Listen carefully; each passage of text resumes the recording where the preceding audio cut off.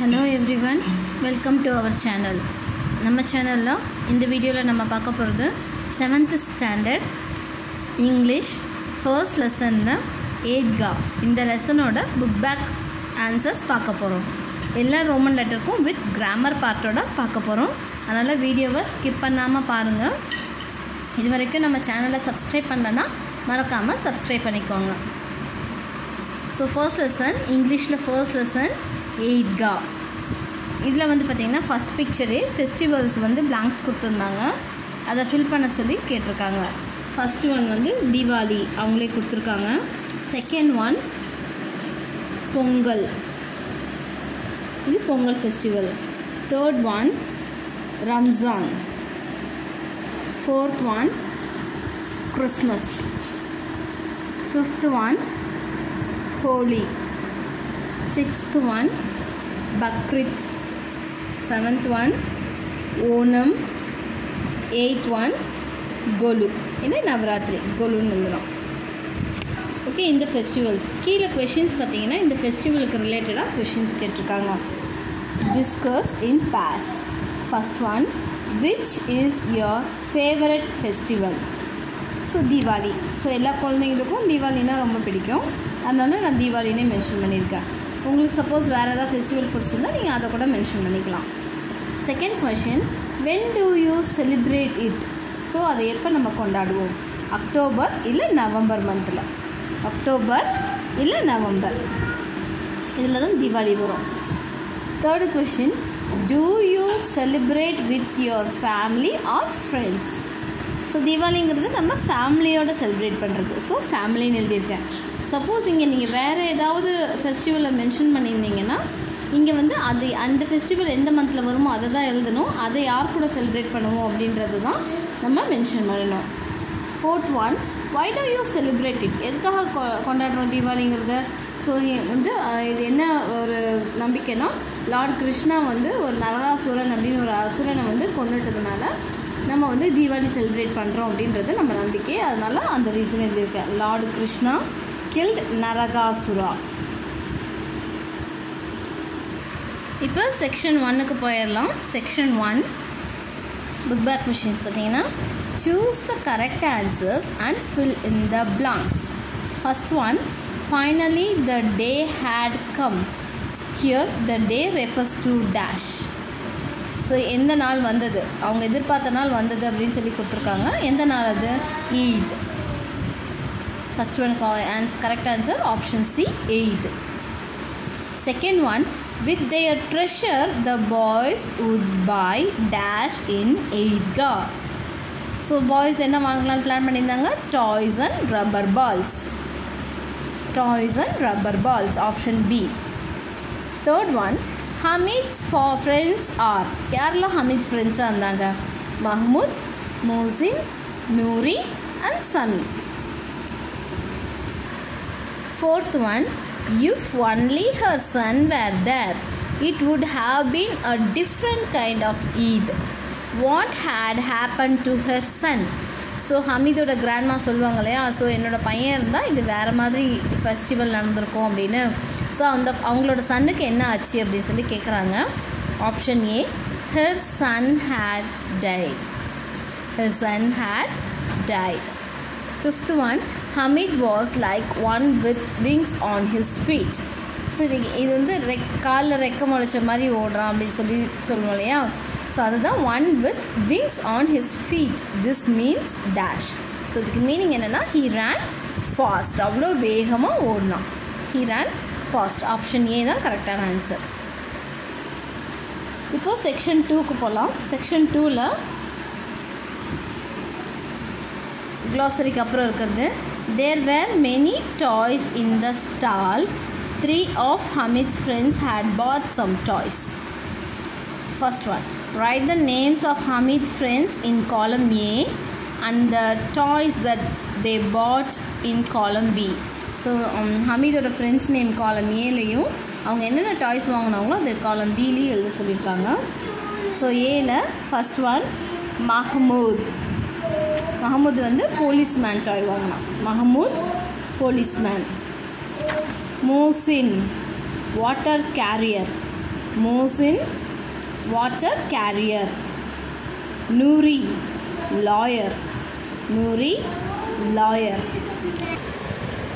2. Write the names of the toys against each picture. So இது என்னென்ன toys அப்படின்னு சொல்லிட்டு நம்ம இந்த டாய்ஸ் நேமை நம்ம எழுதணும். ஃபஸ்ட்டு இருக்கிறது சோல்ஜர் டாய் இது. செகண்ட் இருக்கிறது வாஷர் விமன். தேர்ட் இருக்கிறது ஹோலி மேன். மில்க் மெய்ட், இந்த பிக்சரில் இருக்கிறது மில்க் மெய்ட். இது போலீஸ்மேன், இந்த டாய் நேம் போலீஸ்மேன். இது king.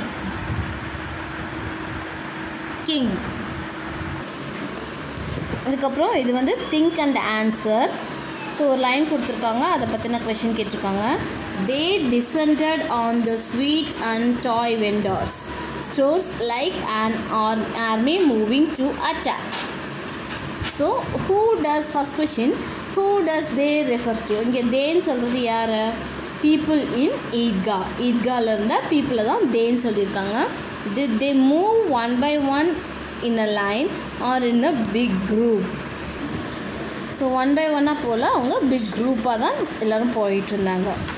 Second question, Hamid's friends enjoyed the ride in the merry-go-round, but Hamid did not go to it. Why? ஏன் ஹமீத் வந்து மெரிகோ ரவுண்ட் போய் விளையாடல அப்படின்னு கேட்குறாங்க. ஸோ அதுக்கு ஆன்சர் பார்த்தீங்கன்னா பேஜ் நம்பர் 89ல் இங்கே இருக்கு இல்லையா, he could not, செகண்ட் பேராகிராஃபில், he could not part with a third of his treasure for a few miserable rounds. So அது அந்த கொஞ்சம் ரவுண்ட்ஸ்க்காக வந்து அவன்கிட்ட இருக்க ருப்பீஸை வந்து அவன் இழக்க விரும்பலை. So that's a reason. Third one, how did Hamid's friends show that they enjoyed eating the sweets? So sweets வந்து ரொம்ப பிடிச்சிருக்கு அப்படின்றத அவங்க எப்படி காமிச்சாங்க அப்படின்னா, they smacked their lips with relish.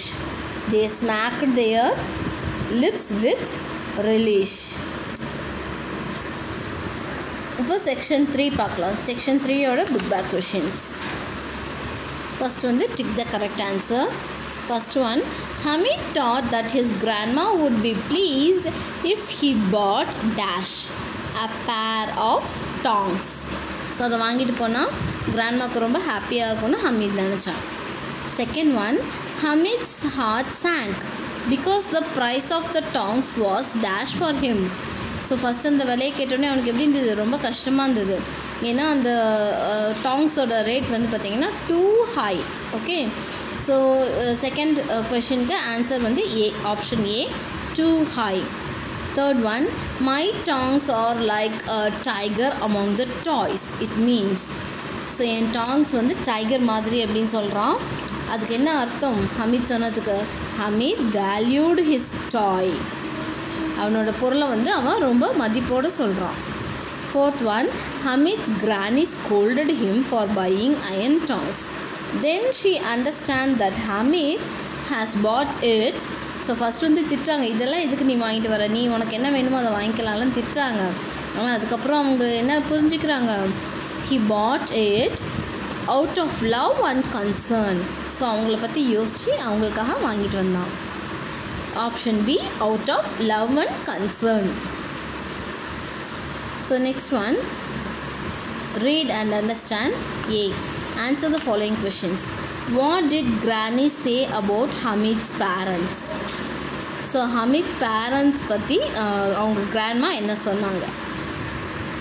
இதோட ஆன்சர் பேஜ் நம்பர் 86ல் லாஸ்ட் பேராகிராஃப், த ஹாப்பியஸ்ட்னு இருக்கு இல்லையா, அதுக்கு நெக்ஸ்ட் லைனில், last year his father had died of cholera, then his mother also died. From then Hamid lived with his old granny Amina and was happy as a lark. She told him that his father had gone to earn money and that his mother had gone to Allah to get lovely gifts for him. So இந்த 4 லைனும் இந்த கொஷனுக்கு எழுதணும் last இயர்லேருந்து for him வரைக்கும். So second question, write about Hamid in 1 or 2 sentences. So Hamid பற்றி எழுத சொல்லியிருக்காங்க. Hamid is a very nice and kind boy. Very nice and kind boy. Third question, how did Hamid's friends enjoy the games in the fair? இதுக்கு page number 89. இதில் first பேராகிராஃபில் second லைனில் there was the merry-go-round with wooden elephants, horses and camels. You paid 1 paisa then and had 25 rounds of fun. So இது வரைக்கும் there was the merry-go-round அதுலேருந்து rounds of fun வரைக்கும். Third question. Fourth question, what did Hamid buy at the fair and for whom? So என்ன வாங்கினா யாருக்காக வாங்கினா tongs for grandma. Tongs for grandma. Fifth one, why did granny scold Hamid? So page number 91 last line la. So it is almost noon and you haven't had anything to eat or drink. So மதியத்துக்கு மேலே ஆச்சு நீ எதுவும் சாப்பிட்லையா குடிக்கலையான்னு சொல்லி அவங்க grandma திட்டினாங்க. Page number 91 last லைனில் இருக்குது. இட் இஸ் ஆல்மோஸ்ட்லேருந்து ட்ரிங்க் வரைக்கும். B. Rearrange the jumbled sentences and write them in the correct order. So நிறைய சென்டென்சஸ் கொடுத்துருக்காங்க. But Hamid bought a pair of tongs. Granny Amina felt proud of her grandson. Hamid's friends bought different toys of their choice. Hamid proudly compared his tongs with a brave tiger. Hamid had less money than his friends. Granny Amina was worried as he had go to the Eiga alone.